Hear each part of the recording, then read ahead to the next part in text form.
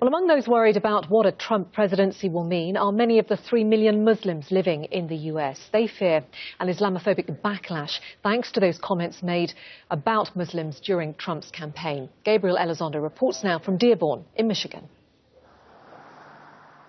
Dearborn, Michigan, where 40% of the residents are Muslims, there is worry because their religion was singled out by the man soon to be president.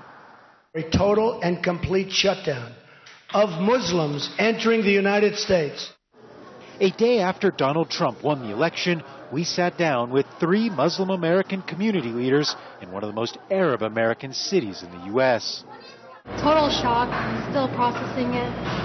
Kind of numb. He can do so much damage within the next 4 years, way beyond what anybody could imagine. We have 4 years to sit down and really educate our community in terms of the process, mobilize and engage the community. But mostly these 2 women tried to figure out how to explain a Trump presidency to those too young to understand. It's scary for me as a mom who already has an 11-year-old that struggles to tell people he's Muslim, and now he's going to grow up, you know, the next 4 years in his teenage years with Trump as our president. It's horrifying. But for my kids, like, how do I explain to them, you know, this president hates us. This president doesn't want us here. How do you explain that to a little kid?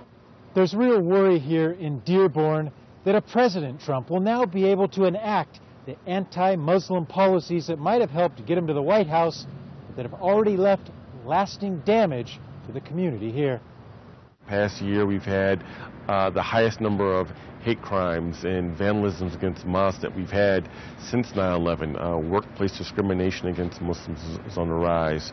So just his very presence in the political arena, coupled with his rhetoric, has already had a detrimental effect and put the American Muslim community back.